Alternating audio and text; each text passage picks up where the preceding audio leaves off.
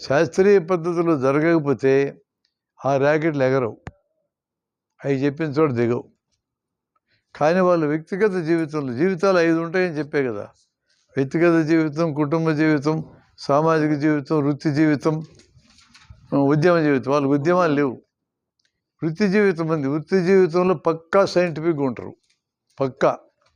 ఇంకా 3 జీవితాలు ఉన్నాయి వాళ్ళకి: వ్యక్తిగత, కుటుంబ, సామాజిక. అక్కడ వాళ్ళకి మూఢనమ్మకాలు ఉండకూడదని ఏముంది? ఉన్నాయి. అందుకని పోయి శంగాలమ్మకి పూజ చేసినాడు.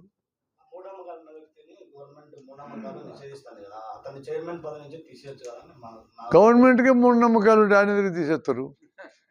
నీ గవర్నమెంట్ నడిపే ప్రధాని మోడీ, ఆయనకే ఫుల్ ఉన్నాయి మూఢనమ్మకాలు. ఆయన ఎందుకు తీసేస్తాడు?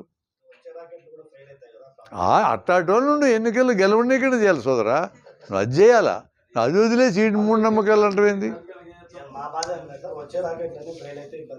ర్యాకెట్లు బాగానే ఎగురుతాయి, నీకు దాని గురించి భయపడద్దు. అట్లా కాదు.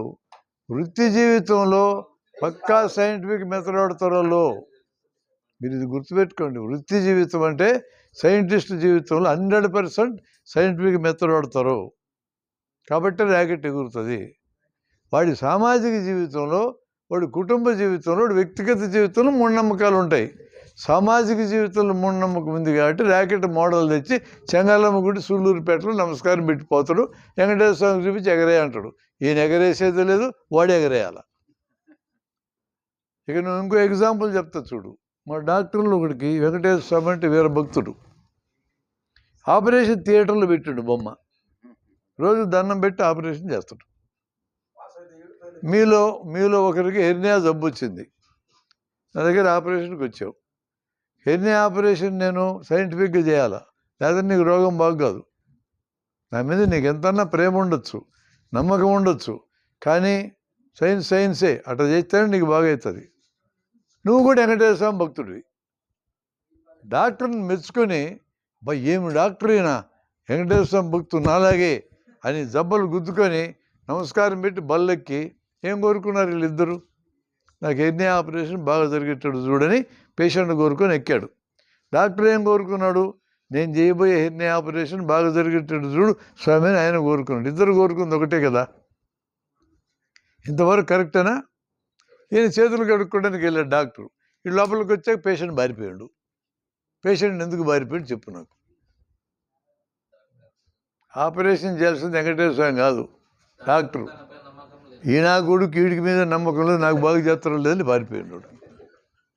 అది అసలు విషయం. మరి ఆడు భక్తుడు, ఈడు భక్తుడే. నువ్వు ఎంత భక్తుడు అయినా నీ ముడ్డి కిందకు నీళ్ళు వస్తే దేవుడు లేడు, దయ్యం లేదు. నీ సంగతి నువ్వు చూసుకుంటావు. నేను అందుకే ఒక మాట ఇందాక వాడా, మన సమస్యలు వేటిల్లోనూ దేవుడు సహాయపడ్డని మనందరికీ తెలుసు. దేవుని నమ్మేవాడికి తెలుసు, నమ్మనోడికి తెలుసు. నీ పనులు నువ్వే చేసుకోవాలా, నీ బాధ నువ్వే పడాలా. దేవుడికి మొరపెట్టినా నీ బాధను ఆయన తీసుకోడు. ఇది గయోపాఖ్యానులు గయుడు కథ కాదు. కొడుకుల వయసు వాడు తీసుకొని ఏజ్ పెంచుకోవడానికి ఏ యాతిలో ఏజ్ పెంచుకుంటారు. అది కథలు కాదు. నీ బాధ నువ్వు పడాలి, నీ సావు నువ్వు చావాలా. నీ మీద నాకు ఎంతన్నా ప్రేమ ఉండొచ్చు, ఫైనల్గా నీ సావు నువ్వు చావాల్సిందే, నీ బాధ నువ్వు పడాల్సిందే. వేరే మార్గం ఏముంది? అందుకనే నీ పనులు నువ్వు చేసుకోవాల్సిందే. నాకు ఒక ప్రముఖ RSS మిత్రుడు ఉన్నాడు. వాడి ఇంటికి వెళ్ళి ఒకరోజు 7 పోతే పూజ చేస్తున్నాడు వాడు. భార్య ఉండి కూర్చున్నా. ఎప్పుడొస్తారమ్మా పూజ గదిలో ఉన్నాడంటే ఇంకా 6 గంట పడుతుందన్నా, గంట కొడతాడు, అది నీకు గుర్తు అని చెప్పింది. పూజ అయిపోతే దేవుడికి గుర్తు చేస్తాడు ఆయన గంట కొట్టి. గంట కొట్టినా కూడా వచ్చాడు. ఏంది ఇంతసేపు పోయిన పూజకనే? పూజ చేయాలి కదా దేవుడికనే. ఏం పని రా అన్న? ఏం పనే? పూజ అన్న. పనులన్నీ దేవుడు చేసి పెట్టాలి కదరా అన్నాడు వాడు. ఒక పని చేయరా నువ్వు, రేపు మళ్ళీ ఈ టైంకి వస్తా, ఇప్పుడు నుంచి లెక్కేసుకో, రేపు ఈ టైం దాకా నువ్వు చేసే పనులన్నీ రాయి. ఎదురుగ్గా పనులు దేవుడు చేస్తాడు, నువ్వు చేస్తున్నావు, రాయి, నాకు చూపించా కాగితం అన్న. వెళ్ళిపోయినాను నేను. ఇంకా మరుసటి రోజు వచ్చా, మొత్తం ఇప్పుడు లిస్టు నా ముందు పెట్టాడు. ప్రతి పని ఎదురుగా ఆడే చేసుకున్నట్టు రాశాడు. మొత్తం పనులన్నీ నువ్వే చేసుకున్నావు కదా రా. పళ్ళు తోముకున్నా నేనే, దొడ్డుకి వెళ్ళినా నేనే, స్నానం చేసినా నేనే, తిండి తిన్నా నేనే, ఆఫీస్కి వెళ్ళినా నేనే, అన్నీ నువ్వు చేసుకున్నాక నీకు దేవుడికి గంట సేపు పూజ చేసింది రప్పించినా కూడా కానా కరెక్ట్ చెప్పి నువ్వురా ఇంక పూజ చేయను అన్నాడు. మానేసినాడు వాడు. 3 ఏళ్ళు అయింది మానేసి. వాడు ఆ గంట కూడా నాకు వ్యతిరేకంగా పనిచేయడానికి వాడుకోవడం మొదలుపెట్టాడు. ఆర్ఎస్ఎస్డు ఏం చేస్తాడు? నాకు వ్యతిరేకంగా వాడుకుంటుంటే నేను వాడికి రహస్యం చెప్పి నా ముందు కింద కేసులు తెచ్చుకున్నా. ఇంకో గంట నా మీద పడ్డానికి వాడు.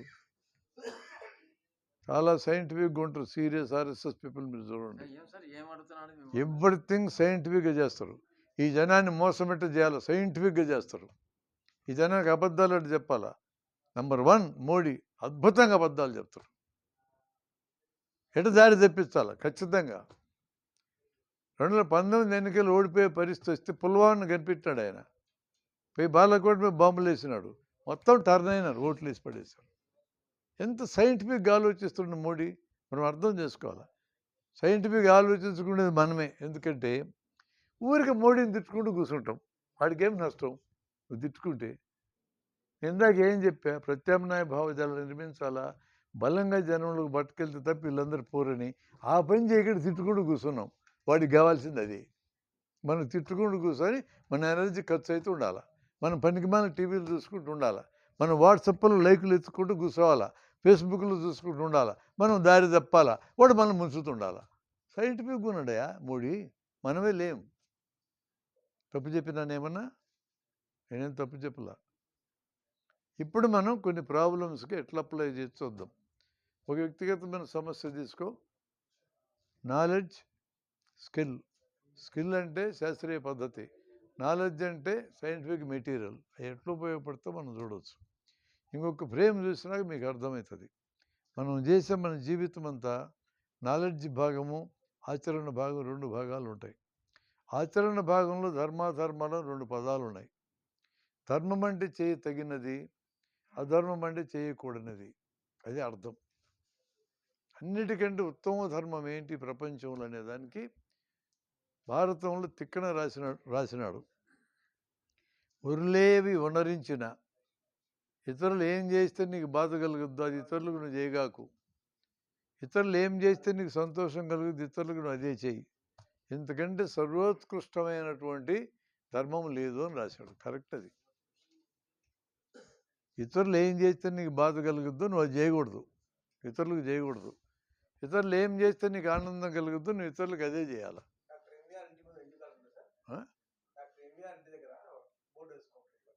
ఇదేనా కరెక్ట్ కదా? అది ధర్మం అంటే చేయదగింది, అధర్మం చేయకూడదు అన్నప్పుడు మంచి చెడు, మంచి చేయాలో చెడు చేయకూడదు.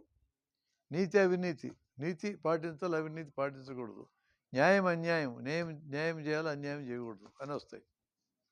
ధర్మం అనేది మనిషిని బట్టి మారుతుంది, ప్లేస్ని బట్టి మారుతుంది, కాలాన్ని బట్టి మారుతుంది. సత్యం ఇమ్మటిని బట్టి మారదు. అది ఇంపార్టెంట్ డిఫరెన్స్. మనిషిని గైడ్ చేసేది ఈ రెండే, సత్యము ధర్మమే గైడ్ చేస్తాయి. మనం సమస్య పరిష్కరించినప్పుడు ఈ రెండే కాల. మనిషిని బట్టి ధర్మం మారదు. ఒక ఎగ్జాంపుల్ చెప్తా. జేబు దొంగ ప్రకారం జేబు దొంగతనం చేయటం ధర్మం, పోగొట్టుకున్నాడు ప్రకారం అధర్మం. జరిగింది ఒకటే పని. వీడికి ధర్మం, వాడికి అధర్మం. మనిషిని బట్టి మారింది. ఇజ్రాయెల్ హమాస్ యుద్ధం జరుగుతూ ఉంది. ఇజ్రాయెల్ ప్రకారం ధర్మం, అదే యుద్ధం హమాస్ వాళ్ళ ప్రకారం అధర్మం. అమెరికా వాడు ప్రపంచం యుద్ధాలు చేస్తారు, సంపుతాడు ఇష్టం వచ్చినట్టు, వాడి ప్రకారం ధర్మం. ఈ దెబ్బతినాల ప్రకారం అధర్మం. మోడీ ప్రకారం 15 లక్షలు ఇస్తా ఒక అకౌంట్కి అని చెప్పి అబద్ధాలు చెప్పి ఎగనొకటి ధర్మం ఆయనకి, మనకు అధర్మం. అప్పుడు చెప్పాడుగా 15 లక్షలు ఇస్తారని. మీకు ఎవరికైనా పడిందా? 15 లక్షలు పడ్డదా? పల్లా. పడి ఉంటే నేను కూడా అడుగుదామని. ఒకే విషయము మనిషిని బట్టి మారుతుంది, ప్లేస్ని బట్టి మారుతుంది. యుఎస్లో అంటే యుఎస్ఎస్ఆర్లో, పాత యుఎస్ఎస్ఆర్లో, రష్యాలో ఒక భార్యాభర్త ఇద్దరు డ్యాన్స్కి వెళ్తే ఈయన భార్యను ఇంకొకటి పిలిచి ఇద్దరు భుజాల మీద చేతులు వేసుకొని డ్యాన్స్ చేయడం ధర్మం అక్కడ. కొన్ని చోట్ల ఎవరినన్ను పరిచయం చేస్తే షేక్ హ్యాండ్ ఇచ్చేది కానీ వాటి వేసుకోవడం ధర్మం. బుగ్గ మీద ముద్దు పెట్టుకోవడం ధర్మం, ఆడపిల్లలైనా సరే అక్కడ ధర్మం. ఇక్కడ పక్కోడు భార్యను బుగ్గ మీద ముద్దు పెట్టుకుని తంతారు ఇక్కడ. అక్కడ పక్కన భార్యను బుగ్గ మీద ముద్దు పెట్టుకుని ధర్మం. చెయ్యి మీద ముద్దు పెట్టుకుంటారు ఫ్రాన్స్లో, ధర్మం అక్కడ. ఇక్కడ ఆడపిల్లలు చేయి పట్టుకోవడం అధర్మం. ముస్లిం సమాజాల్లో అయితే ముఖం చుట్టడం అధర్మం. ప్లేస్ని బట్టి మారినాయి కదా. ఇక్కడ మొగుడు పిల్లలు ఎదురెదురు కూర్చొని చెరువు సీసాలు లేపి తాగడం ధర్మం కాదు ఇక్కడ. ఇది అమెరికాలో అయితే ధర్మం. ఎదురెదురు కూర్చొని తాగుతూ మాట్లాడుకుంటూ ఉంటారు. ప్లేస్ని బట్టి మారుతుంది, కాలాన్ని బట్టి మారుతుంది. కొన్ని వందల ఏళ్ళ క్రితం భారతదేశంలో మొగుడు చచ్చిపోతే పిల్లాన్ని కూడా ఎక్కడ పెట్టి కాలబెట్టడం ధర్మం. రాముడి కాలంలో భార్యను టెస్ట్ చేయడానికి నిప్పుల్లో దూకేసడం ధర్మం. రాముడి కాలంలో నీ శత్రువు యొక్క చెల్లెలైనా నీకు నచ్చకపోతే ముక్కులు జోలు కొట్టడం ధర్మం. ఇప్పుడు ముక్కు జోలు చూద్దాం ఏమైద్దో. రామాయణంలో చెప్పినట్టు కొయ్యమని కొయ్యి ఇరగదంతరు ముక్కు జోలు వస్తే. రామరాజ్యం వస్తుందంట. ఏముంటుంది దాని లక్షణాలు? పిల్లల మీద అనుమానం వస్తే నిప్పుల్లో దూకించాలా, ఇంకా అనుమానం వస్తే అడవులకు పంపాలా, సూదులు చదువుకుంటే గొంతులు కొయ్యాలా. అది రామరాజ్యం వస్తుంది. సిగ్గు లేకుండా వాళ్ళు మాట్లాడితే మనకన్నా బుద్ధి ఉండాలి కదా. రామరాజ్యం ఇట్టు ఉంటుందరా సన్నాసులారా, మీరు ఎందుకు చెప్తారా బుద్ధి లేకుండా ఇట్టాడు మాట్లాడి అని వాళ్ళకి బుద్ధి చెప్పాలి మనం. జై శ్రీరామని ఎగిరితే ఎగురుకుపో, కానీ రామరాజ్యం వస్తాను కాక నువ్వు ప్రమాదకరమైనది అవుతుంది. అందుకని కాలాన్ని బట్టి మారుతుంది.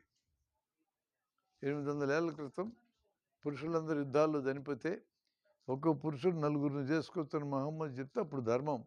ఇప్పుడు ముస్లింలకు కూడా ధర్మం కాదు అది. కాబట్టి ధర్మం మారుతుంది, సత్యం మారదు. ఈ రెంటి బేసిస్తోనే మనం ప్రాబ్లం సాల్వ్ చేయాలి. ఇప్పుడు ఒక సమస్య మీరు ఇందాక మాట్లాడిన ఒకటి తీసుకోండి, మనం ఎట్లా అప్లై చేయొచ్చో నేను ఊరికి మీకు బేస్ చెప్తాను. మీరు ఇంటి దగ్గర ట్రై చేయాలి. నేను చెప్పిన సబ్జెక్ట్ మీకు నిలబడదు, మీరు ప్రాక్టీస్ చేస్తే నిలబడతారు. ప్రాక్టీస్ చేయాలి దీన్ని. వ్యక్తిగత సమస్య ఒకటి.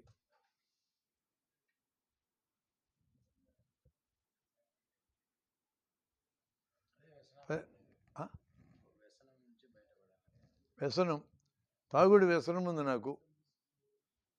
దీనికి సంబంధించిన సత్యాసత్యాలు ఏంటి, ధర్మాధర్మాలు ఏంటి, ముందు అది చూసుకోవాలి. ఫస్ట్ ముందు విషయం అర్థం కావడానికి. తాగుడు అనేది లివర్ను పాడు చేస్తుంది, గుండెను పాడు చేస్తుంది, పొట్టను పాడు చేస్తుంది, నరాలను పాడు చేస్తుంది, మెదడును పాడు చేస్తుంది, నీ ఆరోగ్యం క్షీణిస్తుంది. నువ్వు బతకాల్సినంతకాలం బతకకుండా ముందు సావడానికి దారితీస్తేనే సైన్స్. ఫస్ట్ ఇన్ఫర్మేషన్ అది. ధర్మం ఏంది? తాగిన తర్వాత నువ్వు చేసే పనులేంటి? పిల్లల కోసం పరీక్షల కోసం దాచిన డబ్బులు తీసుకెళ్ళి తాగుతావు, కళ్ళాన్ని కొడతావు, యాక్సిడెంట్లు చేసి ఇతరులకు నష్టం చేస్తావు, నేరాలు చేసి జైల్లో పడతావు. ఇన్ని ఉన్నాయి. ఇది ఇన్ఫర్మేషన్. ఈ ఇన్ఫర్మేషన్ కరెక్ట్గా చూసుకోవాలి నువ్వు. ఫస్ట్ సత్యాసత్యాల ఫ్రేమ్లో ముందు ఇన్ఫర్మేషన్ తీసుకున్నావు. ఇవన్నీ కరెక్టే సార్ నువ్వు ఒప్పుకోవాలి, ఎందుకంటే సత్యాలు కాబట్టి. ఇప్పుడు నెక్స్ట్ నువ్వు ఇంకో సత్యం చెప్తావు. నాకు మానుకోవాలని ఉంది సార్, మానుకోలేకున్నాను అంటావు. సరాయి తాగడం అలవాటు అయితే మానుకోవాలని కోరుకున్నా మానుకోలేరు. అది సత్యం. ధర్మాధర్మాల ఫ్రేమ్లో, సత్యాసత్యాల ఫ్రేమ్లో సబ్జెక్ట్ మొత్తం చూసుకున్నాక అక్కడ వచ్చి ఆగింది నీ సబ్జెక్టు. ఇప్పుడు మనం ఏం చూడాలి? దీనికి సంబంధించిన సైన్స్ ఏముందో చూడాలి. మానుకోవాలనే బలమైన కోరిక ఉంటే మానిపించడానికి వైద్యం ఉంది. నువ్వు అక్కడికి పోవాలి. ధర్మం ఏంది అక్కడంటే అక్కడికి పోవాలి. పోవాలని ఒప్పుకున్నావు, పోకుండా ఎగ్గొట్టావు, నువ్వు మోసగాడి కింద లెక్క. నువ్వు ఒప్పుకున్నావు, పోవాలనుకున్నావు, పోగలవు, అవకాశం ఉంది, కానీ నా దగ్గర మాయమాటలు చెప్పినావు, మళ్ళీ నువ్వు అదే పని చేసావు. ఎప్పుడైనా సరే మాట తప్పేటోడి పేరు మోసగాడు. మోసగాళ్ళతో మనకు సంబంధం ఉండకూడదు. మోసగాడిని కరెక్ట్ చేయలేం. తెలియనోడికి చెప్పగలం, నేర్పించగలం. నిర్లక్ష్యంతో ఉన్నోడికి చెప్పగలం, నిర్లక్ష్యం ప్రమాదం అని చెప్పగలం. అహంకారం ఉన్నోడికి చెప్పగలం, అహంకారంతో ప్రమాదం అని చెప్పగలం. వినరు తొందరగా, కానీ వాళ్ళు ఎవరికైనా చెప్పే స్కోప్ ఉంది. నేను కావాలని చేస్తా, నేను దొంగతనం కావాలని చేస్తా, నేను మోసం కావాలని చేస్తా. దేశంలోని పరిశ్రమలన్నీ కావాలని ప్రైవేట్ వాళ్ళకి ఇస్తున్నాడు, కావాలని చెప్తున్నాడు. మోసగాళ్ళను మార్చలేవు. మోసగాళ్ళను మార్చలేకుండా 2 ఆప్షన్స్ ఉన్నాయి. దూరంగా ఉండటం, తిరగబడడం, అంతే నీకుండే ఆప్షన్స్. ఇప్పుడు నువ్వు మానుకోవాలనుకున్నావు, మానుకోలేకున్నావు, నీకు ట్రీట్మెంట్ ఉంది, 10 రోజులు ట్రీట్మెంట్ ఇస్తే నువ్వు మానుకుంటావు. అది ఆ క్వశ్చన్కి ఆన్సర్. ఉంది ట్రీట్మెంట్ ఉంది. మానుకోవాలనుకోవాలి, నువ్వు అనుకోకపోతే ట్రీట్మెంట్ సరిగ్గా చేయలేవు, మళ్ళీ మొదలు పెడతావు. అంటే నీకు మొదట దీనివల్ల జరిగే నష్టాలను ఎక్స్ప్లెయిన్ చేశాను, సైన్స్ అంతా చెప్పిన. సైన్స్ అంటే సత్యాలు మొత్తం చెప్పటమేగా. నీకు ఎట్ట నష్టం జరుగుతుంది? సారాయి తాగినందువలన వచ్చే ఒక్క రోగాన్ని కూడా డాక్టర్లు బాగు చేయలేరు. మరి ఏం చేయగలరు? ఎప్పుడు చేస్తావు చెప్పగలరు. నువ్వు ఎప్పుడు చేస్తావు చెప్తాం మేము, ఈ రోగం బాగు చేయలేము. ఇంకో ప్రాబ్లం రండి, కుటుంబం గురించి ప్రాబ్లం చెప్పు. మీ అమ్మాయి ఎవరినో ప్రేమించింది, వేరే కులము, వేరే మతము అనుకోండి, అంతవరకు తీసుకుందాం. ఇప్పుడు దాన్ని అనుకున్న సైన్స్ ఏంది? మనకు సత్యాసత్యాలు తెలియాలి కదా. మానవ జాతి 3 లక్షల ఏళ్ల క్రితం మొరాకో అనే ప్రాంతంలోంచి, ఆఫ్రికా నుంచి బయలుదేరింది. హోమోసేపియన్స్ అనేవాళ్ళు మనం. మనకంటే ముందు నియాండర్తల్ మానవులు 40 లక్షల ఏళ్ళు బతికారు. 3 లక్షల ఏళ్ల క్రితం జీవించిన వాళ్ళు ఆఫ్రికా అంతా ఆక్రమించారు. వాళ్ళ జాతి ఇప్పుడు లేదు. ఒక చిన్న గ్రూప్ 2000 మంది ఎర్ర సముద్రం దాటి అరేబియా ద్వీపకల్పంలోకి వచ్చారు. వాళ్ళ సంతతే 800 కోట్ల మందిని. వాళ్ళు ఒక బ్యాచ్ సముద్రం ఒడ్డుని నడుచుకుంటూ ఇండియా కూడా వచ్చి, ఇండియా దక్షిణ భాగానికి వచ్చినారు. ఆఫ్రికా వాళ్ళలాగే ఉంటారు, నల్లగుంటారు. ఇంకొక భాగం పైకి ఇరాక్ వైపు వెళ్ళి మెసొపొటేమియా నాగరికత నిర్మించింది. అందులోంచి ఇంకొకరు పైకి వెళ్ళి యూరల్ పర్వతాల అవతలకి వెళ్ళి స్టెప్పీలకి వెళ్ళి అక్కడ ఒక నాగరికత నిర్మించారు, యామనాయ నాగరికత దాని పేరు. మెసొపొటేమియా నాగరికత నిర్మించే ఆ టైంలో ఇంకొక గ్రూప్ హరప్పా ఏరియా పాకిస్తాన్కి వచ్చి సింధు నాగరికత నిర్మించింది. ప్యారలల్గా తయారైన నాగరికతలు. సింధు నాగరికతలు వ్యవసాయం మీద ఆధారపడ్డరు. 6000 ఏళ్ళు అయినాక కరువులు వచ్చి వ్యవసాయం మొత్తం నాశనమై చాలామంది చచ్చిపోయారు. ఆ తరువాత స్టెప్పీల దగ్గర నుంచి, యామనాయ నాగరికతలు స్టెప్పీల దగ్గర నుంచి బలమైన జనమళ్ళు, గుర్రాలు వాడతారు, రథాలు వాడతారు, కత్తులు వాడతారు. ఈ బ్యాచ్ పశువులను కాసుకుంటూ వచ్చిన బ్యాచ్ ఇది. ఈ బ్యాచ్ వచ్చే టైంకి కొద్దిమంది మిగిలారు సింధు నాగరికతలు. కొంతమందిని చంపారు, కొంతమందిని కలిపేసుకున్నారు. అప్పటికే ఇంకొంతమంది దక్షిణాదికి వచ్చారు. సింధు నాగరికత 6000 ఏళ్ళలో సమాప్తమైంది. ఈ దక్షిణానికి వచ్చినటువంటి వాళ్ళు మొదటి వలసలో దక్షిణానికి వచ్చిన వాళ్ళతో కలిసిపోయినారు. ఓకే, వాళ్ళు ద్రావిడులు. హరప్పన్స్ మొదటి వలసలో పోయిన నల్లోళ్ళు కలిసిన వాళ్ళు ద్రావిడులు. వాళ్ళ సంతతి ఇప్పుడు కేరళలో, తమిళనాడులో, గోవాలో, దక్షిణ కర్ణాటకలో, దక్షిణ ఆంధ్రలో ఉన్నారు. వాళ్ళు జీన్స్ ఉన్నోళ్ళు. ఇక ఇంకొక జాతి స్టెప్పీస్ మీదుగా ఆ చివరికి వెళ్ళి చైనా మీదుగా తిరుక్కొని ఈశాన్య భారతంలోకి వచ్చింది. నీ చైనా ముఖాలు లాంటి వాళ్ళు ఇప్పుడు ఈశాన్య భారతంలో ఉంటారు. పొట్టోళ్ళు, పిలికల్లోళ్ళు, ఇంత ఎడలు పొట్టెక్కళ్ళు ఊటలు పడి ఉంటాయి. ఒక వలస అది. ఒక వలస మొదట వచ్చిన సముద్రం ఒడ్డున వచ్చిన వలస, మరొక వలస హరప్ప, ఇంకో వలస కత్తులు పట్టుకొని మధ్య ఏషియా నుంచి వచ్చింది. 4 వలసలు వచ్చింది ఇండియాకి. విపరీతం కలిసిపోయినారు, జీన్స్ అంతా మిక్సప్ అయిపోయినాయి. ఇంక ప్యూర్ కులం ఏడుంది సార్? ప్యూర్ మతం ఏడుంది? నీ కూతురు ఎవరిని చేసుకుంటే నీకేంటి బాధ? అది ఆన్సర్. నేను ఇందాక చెప్పే కదా, ఆయనకు ఆరెంజిన్స్ ఎక్కువ ఉన్నాయి, ఆమెకు ఆరెంజిన్స్ ఎక్కువ ఉన్నాయి, తెల్లగున్నారు వాళ్ళు. ఈయనకి నాకు బ్రౌన్ గాలమై, మేమంతా మిక్స్డ్ గాలం. ఎవరి మిక్స్డ్ గాలు?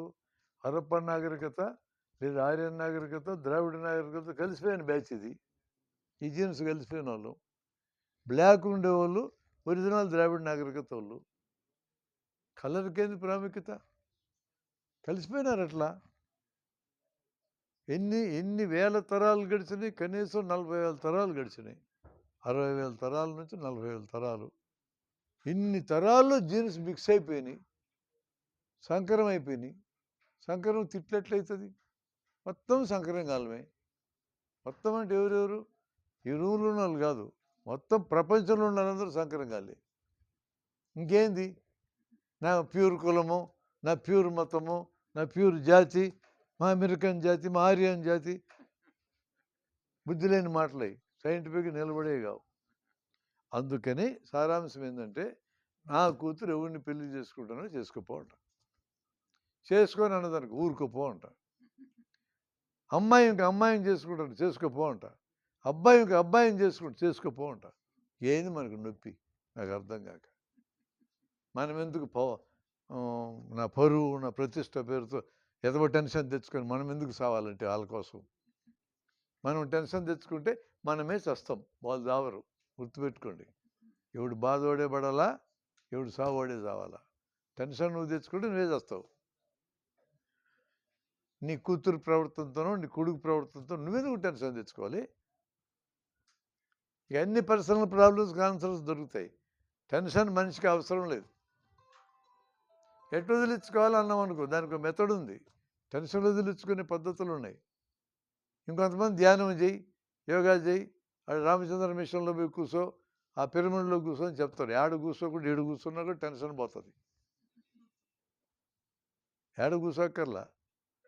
నీకు సరిగా సైంటిఫిక్ మెథడ్ నీకు అర్థమైతే టెన్షన్ పోతుంది. మెథడ్ నేర్చుకో. ఇన్ఫర్మేషన్ ఏంటి? సత్యం. ఇప్పుడు నేను చెప్పిన సత్యం, జాతుల ప్రవర్తన గురించి సత్యం చెప్పాను. ఇది ఎక్కడి దాకా వెళ్తే తెలిసిన రిపర్కషన్స్. నా బిడ్డే నాకు కావాలని సంతాన సాఫల్య కేంద్రాలు బతికిస్తున్నావు. నీ బిడ్డ నీకేందిరా? ఇప్పుడు 20 లక్షల మంది పిల్లలు ఉన్నారు భారతదేశంలో, తల్లిదండ్రులు లేకుండా. తెచ్చి పెంచుకోవచ్చు కదా. అది నా బిడ్డగా నాదెట్టయితే అసలు నీ బిడ్డ ఏందిరా కదా, మొత్తం సంకరంగాల్లో ఉంటే నీ బిడ్డ ఏంది? నీ జీన్స్ ఏంది? నీ తలకాయ అది నీ జీన్స్ అయ్యి ఎవడియో యాడ్ నుంచి వచ్చినాయో, ఎంత మిక్సప్ అయిపోయినాయో.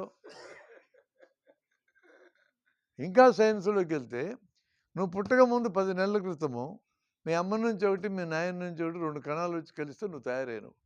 అవి కలవలేదనుకో, నువ్వు కొనికిసుక గొట్టంగాడివి. ఎవడు నువ్వు? నేను ఎవడిని? ఏంది మనం బతుకు 2 కణాలు కలిస్తే మనం తయారైనాం. రేపొద్దున బూడి చేస్తే మట్టిలో కలుస్తాం, గాలి చేస్తే గాల్లో కలుస్తాం. ఇంతవరకు కరెక్ట్. చచ్చిపోయినాక స్వర్గం పోతా పో, నాకేం అభ్యంతరం? నన్ను పిలుచుకెళ్తావా? నేను రాను, నువ్వు. అంత సింపుల్ ఉంటుంది లైఫ్ అంటే. నీ జీవితం అయిపోయినాక నీదేం లేదు. ఇక నీకు జ్ఞాపకాలు మిగిలి ఉంటాయి బతుకున్న వాళ్ళలో, మంది ఏముండదు. ఇంకో క్వశ్చన్ చెప్పు. కుటుంబ ప్రాబ్లం. పిల్లామ్మగుళ్ళు కొట్లాడుకుంటున్నారు. దీన్ని ఈ పద్ధతులు ఎట్ట పరిష్కరిస్తావు? నేను ఒకసారి అట్లా పరిష్కరించడానికి ఒక బేసిన దగ్గరికి వెళ్ళా. ఏది మీ ప్రాబ్లం అన్న. నాకు తెలిసిన వాళ్ళే, వాళ్ళ తల్లిదండ్రులు తెలుసు కాబట్టి నన్ను పిలిచాను. నేను మామూలుగా ఇట్లాంటి పంచాయతీలు కదా వెళ్ళను. బేవార్స్ పంచాయతీ, మొగుడి పిల్లల పంచాయతీ తెచ్చటం వెళ్ళకూడదు. నేను వెళ్ళను, తెలిసిన వాళ్ళు కాబట్టి వెళ్ళా. ఏందిరా మీ ప్రాబ్లం అంటే, అబ్బాయి ఏమో 370 ఆర్టికల్ రద్దు చేయడం కరెక్ట్ అంటున్నాడు, అమ్మాయి ఏమో తప్పు అంటుంది. అదంటే వాళ్ళ ప్రాబ్లం.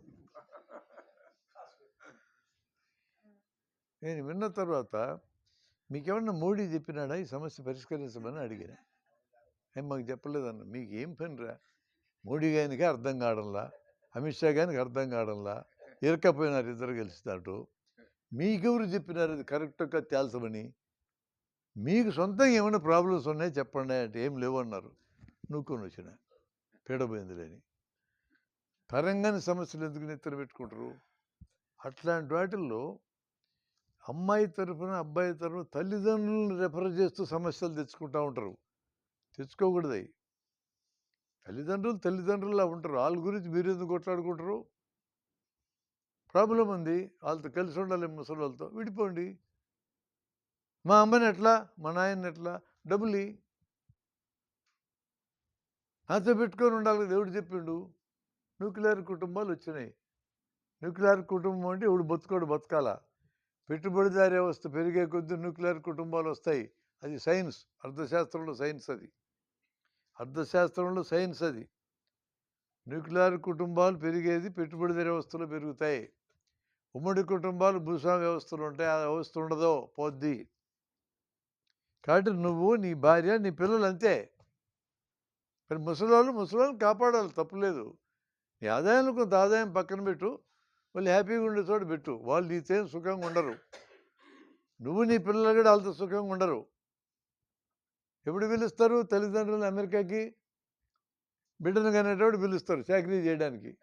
బిడ్డ ఎదిగిన తర్వాత నువ్వు ఉంటే మాకు డిస్టర్బెన్స్ నాన్న అని తరుగుతారు వెనక్కి. ఏంటంటే పాశ్చాత్య సబ్జెక్ట్ చెప్తాడు, వాళ్ళ పిల్లలు ఆధునికమైన సబ్జెక్టు కావాలా, తరివేస్తారు. కోడలు తరుగుతుంది, కొడుకు తరుగుతారు. ఇది నీకు ముందే అర్థమైతే ఏది తల్లిదండ్రులకి పోనే పోరు. ఏదో సరదాగా 10 రోజులు పోతారు, వస్తారు. నెలల తరబడి ఉంటారా? ఉంటే చచ్చిపోతావు నువ్వు. ఏం తోస్తుంది నీకు, మనుషులు కనపడరు. జనం కూడే కొన్ని కూడలలోనే మనుషులు కనపడతారు. ఒకరినొకడు పట్టించుకోడు. ఇళ్ళ దగ్గర పోవడానికి లేదు. ఇంక విచిత్రం, ఎవరింటి దగ్గరికి నువ్వు పోతే చెప్పబెట్టకుండా తుపాకీతో కలిసి హక్కుకోవాలి ఉంది, కేసు ఉండదు. నాకు తెలిసే విషయం. ఒకసారి ఒక చిన్న ఆర్టికల్ ఒకటి నా బామ్మర్ది బోస్టన్ దగ్గర పోస్ట్ చేసినాడు, అంటే పంపించినాడు అమెజాన్లో. మా అమ్మాయి అరిజోనాలో ఉంటుంది. నేను పాత అడ్రస్ ఇచ్చిన తెలియక పాత అడ్రస్కి పోయింది అది. మా అమ్మాయికి ఫోన్ చేసి ఇట్లా చెప్పుల జతలు 2 పంపించినాడు అమ్మ నా బామ్మరిది, పాత అడ్రస్కి పోయినాడు, పోయి తీసుకుని అరదన్న. అదేంది అడిగి చెప్తే పోవడానికి లేదన్నది. ఏమన్నా వాళ్ళు ట్రెస్పాస్ చేస్తే తుపాకీతో కాల్చిన కేసు లేదు ఇక్కడ అన్నది. రేపు పోయినట్టేనంటే పోయినట్టే అన్నది. అది సైన్సు. నోరు మూసుకున్నా. పోయిన 2 జతలు చెప్పులు. అది ఇండియాలో అయితే ఎంటబడి తెచ్చుకోము. వాడి ఇంటికి వెళ్ళి నా చెప్పులు మీ ఇంటికి వచ్చింది సార్ అని. ఇది అమెరికా. ట్రెస్పాసర్స్ will prosecuted. ఎవడో కాదు, ఆడే. ప్రతి ఒక్కడి ఉంటే తుపాకులు ఉంటాయి. అది కల్చర్ అక్కడ. అందుకని కల్చర్ని బట్టి అది ధర్మాధర్మాల ఫ్రేమ్. అక్కడ ధర్మం ఏంటి? ట్రెస్పాస్ చేస్తే కాల్చేయడం. ఇక్కడ ధర్మం కాదు. అక్కడ తుపాకీ జేబులో పెట్టుకుని తిరగడం ధర్మం. ఇక్కడ ధర్మం కాదు. ప్లేసుని బట్టి మారింది, కాలాన్ని బట్టి మారింది. అందువల్ల వాళ్ళకి ఏం చెప్తాము? నీ అభ్యంతరాలు రాయమంటే అమ్మాయిని, నీ అభ్యంతరాలు రాయమని అబ్బాయిని అంటాం. ఏమేమి రాస్తారు? ఇంత పొడుగు లిస్టు రాస్తారు. నన్ను సినిమాకి తీసుకెళ్ళాలా, పలానా రోజు పూలు తేలా, పలానా రోజు నేను చెప్తే నేను కూరగాయ బాగుండితే బాగుండలేదు అన్నాడు ఆయన. ఇట్టంతా ఆమె రాస్తుంది. ఈయన కట్ట రాస్తాడు. ఇప్పుడు ఏం చేయాలి? నెక్స్ట్ స్టెప్లో మనము ఈ కట్టలు మనం చదివి ఎవరు కట్టాలు చేతికిచ్చి చిన్న చిన్నవి కొట్టేయమ్మా, చిన్న చిన్నవి కొట్టేయని ఆయన అనాలి. కొట్టేవి 2 3 మిగులుతాయి. ఆ మిగిలిన ఎక్స్చేంజ్ చేయాలి. వీటిని ఏం ఒప్పుకుంటాను? ఇద్దరిని అడగాల. ఒప్పుకున్నట్టు అడిగి క్లోజ్ చేయాలి. ఇదే సూత్రం కింద వస్తుంది. ఎవరినైనా సామాజిక జీవితంలో తప్పబట్టే హక్కు ఉంది. నన్నైనా పట్టవచ్చు, నేనైనా పట్టవచ్చు. తప్పు పడితే ఆ తప్పు సరైనది అనుకుంటే ఒప్పుకో, దిద్దుకో. ఒప్పుకుంటే దిద్దుకోవాలా, సరైనది కాదనుకుంటే దులుపుకో. అయిపోయింది. ఇక ఆ ఆన్సర్లో చెప్తున్నాం మనం. ఈ అమ్మాయి అభ్యంతరాలు 3, ఆడ అభ్యంతరాలు 3 మిగిలితే ఎక్స్చేంజ్ చేసినాం. ఆడు 2 ఒప్పుకున్నారు, ఈమె 2 ఒప్పుకుంది. ఇంక దిద్దుకోండి. ఇంకొకటి మిగిలింది, అటు ఒకటి ఇటు ఒకటి. ఈ పరిష్కారం కావడంలా అవి అట్లే ఉంచుకొని ఓ ప్రాక్టికల్గా కలిసి ఉండి బతికే ఒక ఫార్ములాకి రాండి. చెరొకటే కదా మిగిలినాయి. ఇదివరకు ఎంత పొడుగు లిస్ట్ రాసినావు కదా. ఆ ఇష్యూని పెండింగ్లో పెట్టి మిగతా వర్కింగ్ రిలేషన్లోకి రాండి అని చెప్తాం. మన యొక్క పంచాయతీ ఒప్పుకుంటే వాళ్ళు నీ పంచాయతీ ఏంది పోయి అన్నారనుకో, మెదలకుండా లేచి వస్తాం. మేమే పరిష్కరించుకొని మీరెవరు రావడానికి? నేను కావాలని వచ్చినా, నువ్వు పిలిస్తే వచ్చినా. ఇప్పుడు నువ్వు వద్దంటాను, పోతాం. ఆ హక్కు ఉందంటారు వాళ్ళు. అట్లాగే ఈ ప్రాబ్లమ్స్ పర్సనల్ లైఫ్ అనే దగ్గర వస్తాయి. ఆడపిల్లలు చదువుకోవడం మొదలెట్టారు, పనులు చేయడం మొదలుపెట్టారు, సొంతంగా బతకడం మొదలుపెట్టారు. ఇవి వచ్చిన తర్వాత అనేక కొత్త రూపాల్లో సమస్య వస్తుంది. You have to accept it. ఇక్కడ ఇంకా మనకి పురుషాధిక్య భావజాలం. కానీ అమెరికా, బ్రిటన్, డెన్మార్క్ ఇట్లా వెళ్తే మగవాళ్ళు ఆడవాళ్ళలాగా ఇంటి పనులని చేస్తేనే ఒప్పుకునేది, లేకపోతే ఒప్పుకోరు వాళ్ళు. పిల్లల్ని కనాలంటే బిడ్డను పెంచడంలో మొగుడు సహకరిస్తానంటేనే కనేది, లేకపోతే కనేది లేదు. ఇండియాలో మొదలైంది ఆ కల్చర్, మీకు తెలుసా? చాలామంది అమ్మాయిలు పిల్లల్ని కంటే ఇష్టపడాల, సొంతంగా సంపాదించుకున్న కంటం లేదు సార్. కనాలనుకుంటే ఇప్పుడు బిడ్డను కనాలి అంటే కని పెంచి ప్రయోజకులను చేయాలంటే 2 కోట్లు ఖర్చు అవుతుంది. అంత సంపాదించిన గంటంలే అంటున్నారు. Dual income DI, no kids NK, DINK అంటారు వాళ్ళని. ఇద్దరు సంపాదించాలా, పిల్లలు ఉండకూడదు అనే కల్చర్ వచ్చింది. ధర్మాధర్మాల ప్రేమలు ఏం మాట్లాడదు మనం. ఆ కల్చర్ వచ్చిందనేది సైన్సు. దాన్ని యాక్సెప్ట్ చేయడమే ధర్మం. నువ్వు కొట్లాడటం ధర్మం కాదు. అట్లా భార్యాభర్తల మధ్య సమస్యలని ఆ ఇష్యూని బట్టి, వాళ్ళు ఉన్న స్టేజ్ని బట్టి కలిసి ఉంటాం సార్ మేము, పరిష్కారం అవుతానంటేనే పరిష్కారం. మేము ఎట్టని విడిపోతాం సార్ అంటే పరిష్కారం రాదు, విడిపోవడమే. విడిపోతే ఎట్లా? ఈ గొడవ మనం పడకూడదు. విడిపోతే కూడా నడుస్తుంటాయి కుటుంబాలు, ఎన్ని నడవడంలా. అందరూ విడిపోతే పర్లేదు సార్, నా కూతురు విడిపోకూడదు. నీ చేతులు ఏముండదు బ్రదర్, ఉండదు నీ చేతులు. ఉన్నది ఉన్నట్టు స్వీకరించడమే మనం చేయగలిగేది. ఉన్నది ఉన్నట్టు స్వీకరించే దృష్టి పేరే సరైన దృష్టి. వృత్తి జీవితానికి రా. బాస్ సత్తాయిస్తున్నాడు, అదేగా ఒక ప్రశ్న మనం ఎత్తుకున్నాం. దాన్ని అనుకున్న సైన్స్ ఏంటి? బాస్ సత్తాయించడంలో వాడి ఇంటి దగ్గర పిల్లలంతా దెబ్బలాడినాడు. ఆమెనేం చేయలేక నీ మీద పడ్డాడు. నువ్వేం చేయలేక నీ పిల్లని తిట్టావు. ఆమె ఏం చేయలేక పిల్లని కొట్టింది. వాడు ఏం చేయలేక బొమ్మ కొట్టాడు. That's called projection. ఒకరి మీద కూడా ప్రొజెక్ట్ చేసుకుంటూ పోయినారు. దాన్ని అనుకున్న మనస్తత్వం ఏంటి? నీ తప్పును ఒప్పుకోవడానికి సిద్ధంగా లేవు. సిద్ధంగా లేక పక్కవాడిని ఎత్తుకుని నెట్టావు. దాని పేరు ప్రొజెక్షన్ అంటారు. ఇది సైకలాజికల్ ప్రొటెక్టివ్ మెకానిజం. అది సైకలాజికల్గా ప్రొటెక్షన్ చేసుకునే మెకానిజం. ఈ మెకానిజాలు మనుషుల్లో పనిచేస్తాయని నీకు తెలియాలి. గుర్తింపు, ఇతరులు గుర్తింపించి సంతోషమే. నీకు నువ్వు ఇచ్చుకునే గుర్తింపు సూపర్లేటివ్. నువ్వు మంచి పని చేస్తే, ఈ మంచి పని నేను చేసినా నువ్వు ఎందుకు గుర్తించుకోవు? అది నీ ఇష్టం కదా, నువ్వు ఇచ్చుకోవచ్చు కదా. ఎంతసేపు ఉన్నా వాళ్ళ లైకులు ఏంటి, వాడు యాక్సెప్ట్ చేసినాడా లేదా, లైకులు ఎన్ని వచ్చినాయి నా పోస్టింగ్కి, ఎత్తుక్కోవడం ఎందుకు నీకు? నువ్వు కరెక్ట్ పోస్టింగ్ పెట్టినవా? Are you happy with that? Close. నేను అందుకని నా యూట్యూబ్ ఛానల్లో నాకున్న వాట్సాప్ గ్రూపులు దాదాపు 500 ఉంటాయి. ఒక్క దాంట్లో కూడా నేను కామెంట్స్ చదవను. నేను కరెక్ట్ అనుకుని పెట్టినా క్లోజ్. చూస్తే చూడు, మంచి మాను.